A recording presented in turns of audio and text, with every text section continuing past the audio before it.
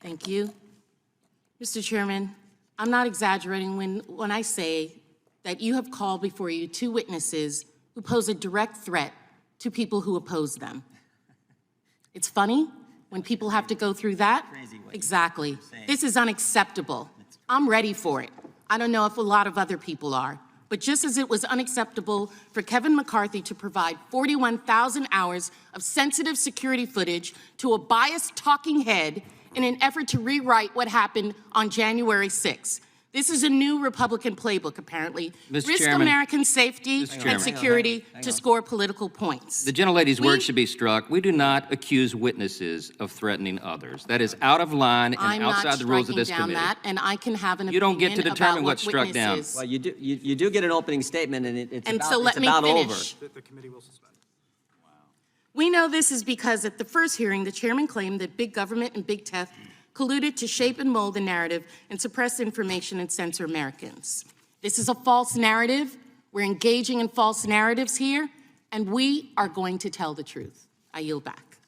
Gentlelady yields back. I would just point out the consent decree was in our report. We offered your staff also the opportunity to review the FTC letters. You have not come over to review those letters. Third, the idea that I believe both of these individuals who are getting ready to testify, I believe they're both Democrats. The idea that 2 journalists who happen to be Did you not give that offer at 8 o'clock last night? I'm talking now. Your time was ended a few Neither of seconds us ago. are in time. I don't think they're here to help us politically. I think they're here to tell us, see, Consent decree. you don't want the American people to see what happened, the full video, transparency. You don't want that, and you don't want 2 journalists who have been named personally by the Biden administration, FTC, in a letter. The Biden administration And you're saying is they're not here the to help FTC. us. They're here to tell their story. And frankly, I think they're brave individuals for being willing to come after they've been named in a letter from the Biden FTC. Is this your question time now? No, I'm responding to your ridiculous statements you made in your opening statement. Okay, well, let's get on with it. Oh, now we want to get on with it. So you can did. say all the things you want. And I point did out the in my facts. opening statement, I as point well out as all you the had an facts. opening statement. You chair- said what you needed to say in your opening statement, and I, as the ranking member, have Without used my objection, time. all other opening statements will be included in the record. We will introduce today's witness, Matt Taibbi. About the weaponization of the government against free speech, which is certainly what we're fighting. Thank you. My time has expired, but I appreciate your understanding of our committee. I have a different understanding. I yield back. Well, you got the wrong understanding. Last week in the full Judiciary Committee hearing, I introduced into the record a story of a left-wing journalist who said that talked about the FBI putting a paid informant, a felon, in the Black Lives Matter movement in Denver. I want to focus on the First Amendment, just like protecting the First Amendment, just like these guys Point do. of order. You got any, pro-Trump bumper stickers on your car? I voted for Biden. Voted for Biden. You don't have any MAGA hats laying around your house, right? I do not. Yeah, but you said earlier, both you and Mr. Taibbi said this is the most chilling thing you have ever seen as journalists. Mr. Taibbi, the same thing. You're not a Republican either, right? No, I'm not. You didn't vote for. I mean, this is about protecting the First Amendment. Mr. Taibbi, I want to read from your Twitter file number 9. You say this: after weeks of Twitter files, the Bureau issued a statement Wednesday, referring to the FBI. Here's what the FBI said: it is unfortunate that conspiracy theorists and others are feeding the American public misinformation with the sole purpose of attempting to discredit the agency. You then follow up, and this is why I think you're an award-winning author, you then follow up, they must think we're unambitious if our sole aim is to discredit the FBI. After all, a whole range of government agencies discredit themselves in the Twitter files. And then you go on to, in this particular Twitter file, to talk about what Mr. Bishop was just talking about, the GEC at the State Department. You talk about the CIA. You talk about the DOD. You talk about the FBI. You talk about the DHS. You talk about the Foreign Intelligence Task Force, which is a combination of all these.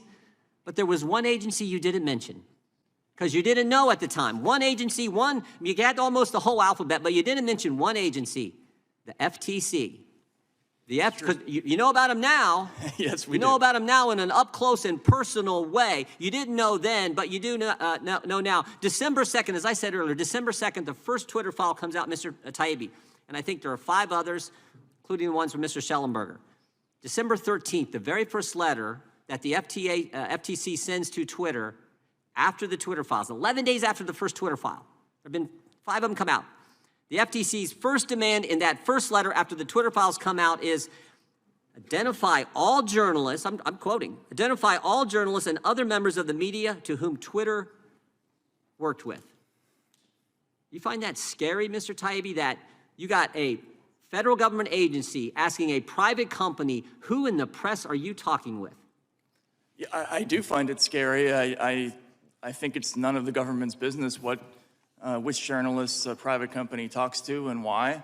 I think every journalist should be concerned about that, and the absence of interest in that issue by my fellow colleagues in the mainstream media is an indication of how low the business has sunk. There was once a real esprit de corps and camaraderie within media. Whenever one of us was gone after, we all kind of rose to the challenge and supported. Used to be. Yeah, Used to be the and, case. That is gone now. We don't protect one You know what another. else used to happen? Democrats used to care about protecting First Amendment free speech rights too. Now it's like, okay, if you're attacking, and I said this on the House floor, I said, don't think they won't come for you. Oh, the big tech, big media, cancel culture.